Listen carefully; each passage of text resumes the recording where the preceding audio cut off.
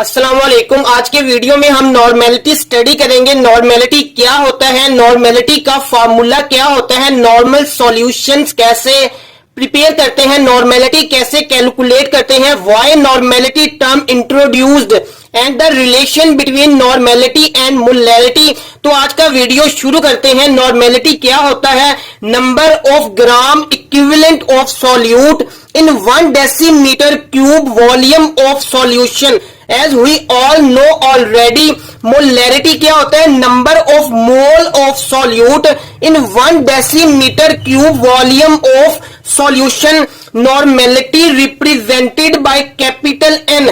तो नॉर्मेलिटी का फॉर्मूला क्या हुआ? Number of gram equivalent of solute divided by volume of solution in decimetre cube. 1 decimetre cube 1000 ml के equal होता है और 1000 सेंटीमीटर क्यूब के इक्वल होता है और 1000 ग्राम के इक्वल होता है। नॉर्मेलिटी टेम्परेचर डिपेंडेंट टर्म है, क्योंकि टेम्परेचर के इंक्रीज होने से वॉल्यूम ऑफ सॉल्यूशन इंक्रीज होता है। वॉल्यूम के इंक्रीज होने से नॉर्मेलिटी डिक्रीज होगी, क्योंकि नॉर्मेलिटी एंड मोलैरिटी एक दूसरे के इनवर्सली प्रोपोर्शनल हैं। Gram equivalent is equal to weight divided by equivalent weight होता है। Equivalent weight is equal to molar mass divided by N factor होता है। एन फैक्टर क्या होता है? एसिड्स में N factor number of replaceable hydrogen ions होता है। लाइक HCl में 1 प्रोटॉन रिप्लेसेबल है, तो इसका एन फैक्टर 1 होगा। H2SO4 में 2 प्रोटॉन्स रिप्लेसेबल हैं, इसका एन फैक्टर 2 होगा। H3PO4 में 3 प्रोटॉन्स रिप्लेसेबल हैं, इसका एन फैक्टर 3 होगा। बेस में N factor number of replaceable hydroxide ions होता है। सोडियम हाइड्रोक्साइड में 1 हाइड्रोक्साइड रिप्लेसेबल है, इसका एन फैक्टर 1 होगा। कैल्शियम हाइड्रोक्साइड में 2 रिप्लेसेबल हाइड्रोक्साइड आयंस हैं, इसका एन फैक्टर 2 होगा। एल्यूमिनियम हाइड्रोक्साइड में 3 हाइड्रोक्साइड रिप्लेसेबल हैं, इसका एन फैक्टर 3 होगा। In case of salts N factor क्या होता है? Number of positive charge. Sodium chloride में पॉजिटिव चार्ज 1 है, तो इसका एन फैक्टर 1 होगा। फेरिक सल्फेट में पॉजिटिव चार्ज 6 है, 2 फेरिक आयंस हैं, 3 to 6 पॉजिटिव चार्ज है, एन फैक्टर 6 होगा। मैग्नीशियम सल्फेट में पॉजिटिव चार्ज 2 है, डेट प्रेजेंट ऑन मैग्नीशियम, तो इसका एन फैक्टर 2 होगा। आई होप आपको एन फैक्टर बहुत अच्छे से समझ आ गया होगा कि एन फैक्टर कैसे कैलकुलेट करते हैं। Now here are answer why normality term introduced.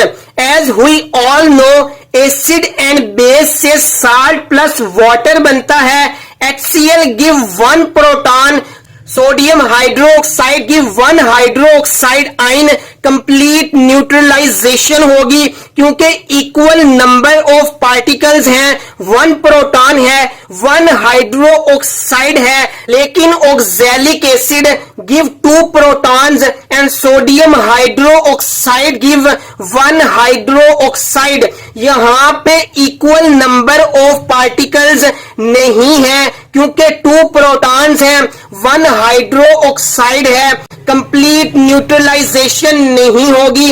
And we all no 1 मोल में 6.02 10⁻23 नंबर ऑफ पार्टिकल्स होते हैं।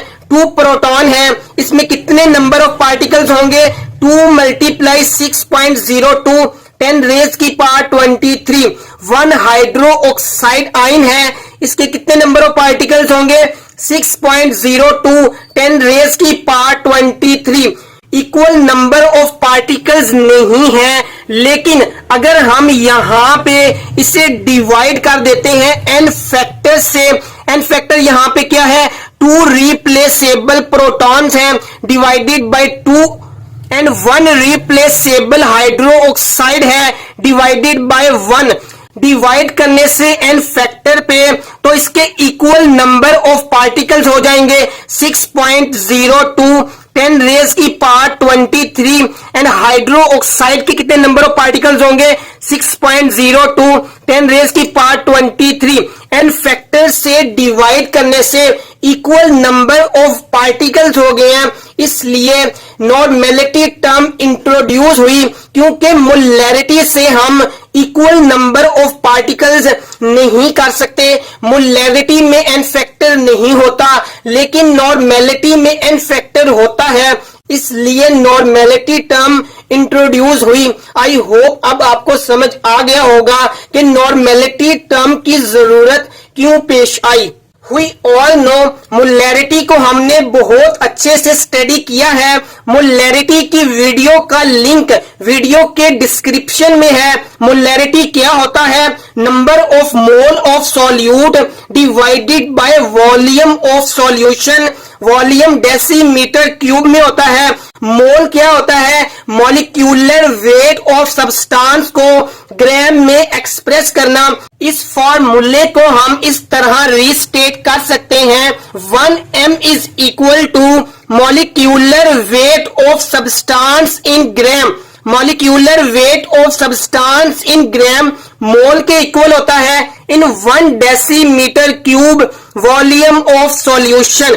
1 नॉर्मल सॉल्यूशन इक्वल होता है equivalent weight of substance in gram in 1 decimetre cube volume of solution.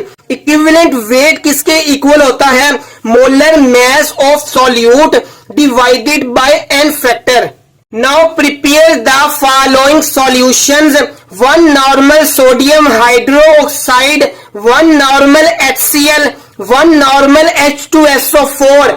1 normal solution equal होता है equivalent weight of substance in 1 decimeter cube volume of solution। Equivalent weight equal होता है molar mass of solute divided by n factor. n factor को कैसे कैलकुलेट करते हैं ये लास्ट स्लाइड्स में हमने स्टडी किया। मोलर मास कैसे कैलकुलेट करते हैं ये मोल के वीडियो में हमने बहुत अच्छे से समझा था।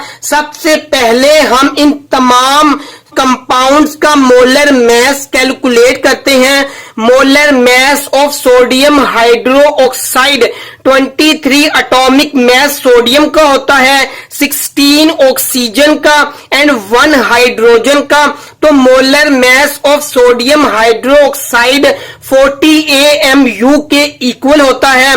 Molar mass of HCl 36.5 AMU के इक्वल होता है। Molar mass of H2SO4 98 AMU के इक्वल होता है and molar mass of phosphoric acid 98 AMU के इक्वल होता है एंड फैक्टर सोडियम हाइड्रोक्साइड का 1 होगा, क्योंकि सोडियम हाइड्रोक्साइड में 1 रिप्लेसेबल हाइड्रोक्साइड आयन है। HCl का n फैक्टर 1 होगा, क्योंकि इसमें 1 रिप्लेसेबल प्रोटॉन है। H2SO4 में n फैक्टर 2 होगा, क्योंकि इसमें 2 रिप्लेसेबल प्रोटॉन है एंड H3PO4 का n फैक्टर 3 होगा, क्योंकि इसमें 3 रिप्लेसेबल प्रोटॉन है। अब हम नॉर्मेलिटी कैलकुलेट करते हैं। मोलर मास हमने कैलकुलेट कर लिए, एन फैक्टर का हमें पता चल गया। नाउ 1 नॉर्मल सोडियम हाइड्रोक्साइड का सॉल्यूशन कैसे प्रिपेयर करेंगे? Equivalent weight of sodium hydroxide is equal to molar mass divided by n factor is equal to 40 होता है। Dissolve 40 gram of sodium hydroxide per decimetre cube of solution. Decimetre cube 1000 ml के equal होता है। Volumetric flask लेंगे, 40 gram sodium hydroxide add करेंगे and distil water add करेंगे up to 1000 ml। How to prepare 1 normal HCl solution?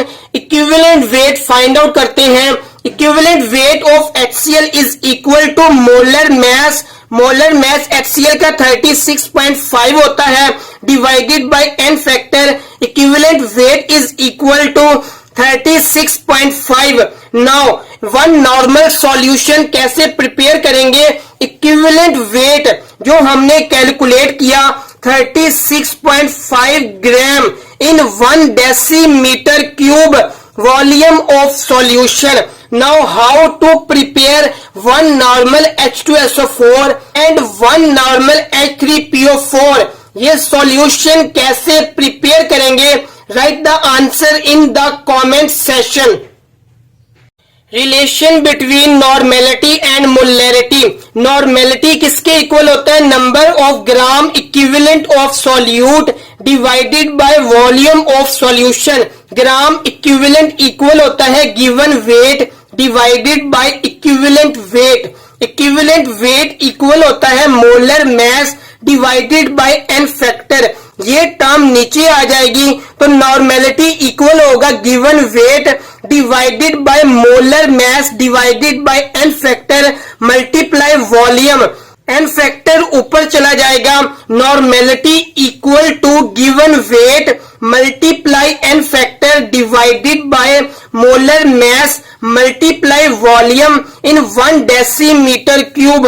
As we all know, molarity equal to number of mole of solute divided by volume of solution. Mole किसके equal होता है? Weight divided by molar mass. Mole की value put करेंगे तो molarity equal होगा weight divided by molar mass multiply volume in 1 decimetre cube. This whole term molarity के equal होती है given weight divided by molar mass multiply volume in decimetre cube. तो इस term को replace करेंगे मोलैरिटी से, तो नॉर्मेलिटी का formula in terms of molarity क्या होगा? Normality is equal to molarity multiply n factor. n factor कैसे कैलकुलेट करते हैं ये लास्ट स्लाइड में हमने स्टडी किया। मोलैरिटी कैसे कैलकुलेट करते हैं ये लास्ट वीडियो में हमने स्टडी किया था, जिसका लिंक वीडियो के डिस्क्रिप्शन में है, तो वो वीडियो आप लाजमी देख लीजिएगा। Calculate the molarity of the following solutions. ये दोनों फार्मूले लास्ट स्लाइड में हमने स्टडी किए। Normality equal to given weight multiply n factor divided by molar mass multiply volume in decimetre cube. अगर वॉल्यूम सेंटीमीटर क्यूब में हो तो नॉर्मेलिटी का फॉर्मूला क्या होगा? Normality is equal to given weight multiply n factor multiply 1000 divided by molar mass multiply volume in centimetre cube. क्योंकि 1 decimetre cube 1000 ml और 1000 centimetre cube के इक्वल होता है। Now first question is 60 gram of sodium hydroxide dissolve per decimetre cube. Volume decimetre cube में है, first formula लगेगा 60 gram of sodium hydroxide. Given weight 60 gram है, n factor sodium hydroxide का 1 होगा, क्योंकि सोडियम हाइड्रोक्साइड में रिप्लेसेबल हाइड्रोक्साइड 1 है। Molar मास sodium hydroxide का 40 होता है। Multiply volume, volume 1 decimetre cube है, 40 मल्टीप्लाई 1, नॉर्मेलिटी क्या होगी? 1.5। Second question is 20 gram of sodium hydroxide dissolve पर 500 centimetre cube. Volume centimetre cube में है, सेकेंड फॉर्मूला लगेगा गिवन वेट 20 ग्राम है multiply n factor. Sodium hydroxide का n फैक्टर 1 होता है, divided by molar mass of sodium hydroxide 40 होता है, multiply volume. Volume 500 centimetre cube है, 500 पुट करेंगे multiply 1000, normality is equal to 1 आएगा। नॉर्मेलिटी क्या होगी? 1। Now calculate the molarity of 32.7 gram of phosphoric acid per 500 centimetre cube of solution, volume centimetre cube में है, formula second लगेगा। Calculate the molarity and comment the answer in the comment session. Normality of 3M solutions of phosphoric acid, sulfuric acid and hydrochloric acid. Normality का formula in terms of molarity last slide में हमने study किया, that is equal to molarity multiply n factor होता है। मोलैरिटी given है, N factor phosphoric acid का 3 होता है, सल्फ्यूरिक एसिड का 2 एंड हाइड्रोक्लोरिक एसिड का 1 होता है। तो नॉर्मेलिटी फास्फोरिक एसिड की 9 होगी, 3 molarity multiply by 3, N factor sulphuric acid की 6 होगी, 3 molarity multiply 2 N factor, hydrochloric acid की 3 होगी, 3 molarity multiply by 1 N factor.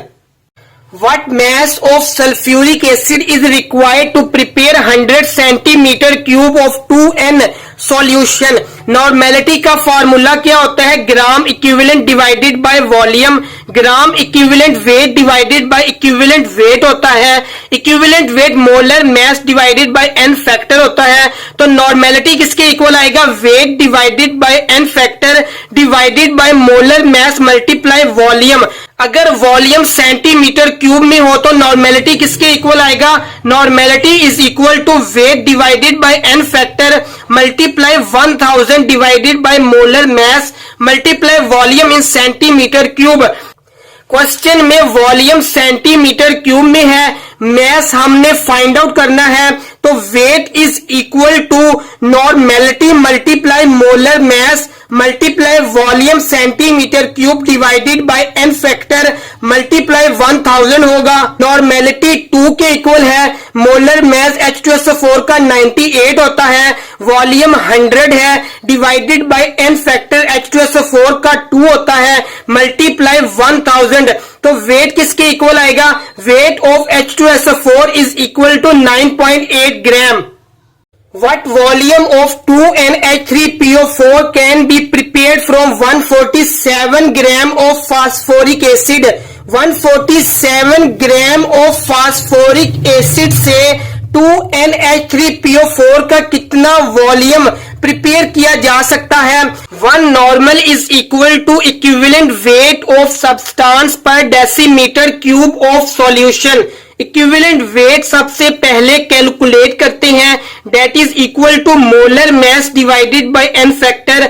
Molar mass phosphoric acid का 98 होता है, एन फैक्टर 3 होता है, तो इक्विवेलेंट वेट इक्वल होगा 32.7।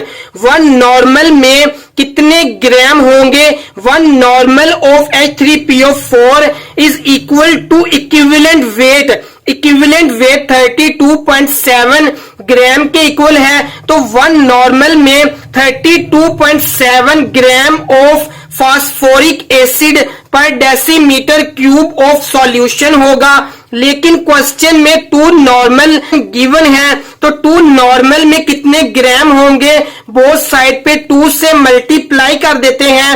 2 normal of phosphoric acid is equal to 65.4 gram of phosphoric acid per decimetre cube of solution होगा। क्वेश्चन क्या है? What volume? Volume find out करना है of replace by multiple sign 2 normal H3PO4 2N can be prepared from replaced by equality sign 147 gram of phosphoric acid. Volume find out करना है, 2 normal किसके equal होता है? 65.4 ग्राम पर डेसीमीटर क्यूब। 2N की जगह पर पुट करेंगे 65.4 gram divided by 1 decimetre cube. Volume find out करना है, ये टर्म डिनोमिनेटर में आ जाएगी, 1 डेसीमीटर क्यूब न्यूमरेटर में आ जाएगा। तो volume is equal to 147 divided by 65.4, तो वॉल्यूम इक्वल होगा 2.25 decimetre cube. 147 gram of phosphoric acid से 2 नॉर्मल H3PO4 का कितना वॉल्यूम प्रिपेयर होगा? 2.25 decimeter cube. I hope this video would help you a lot. If you like this video, hit the like and subscribe button.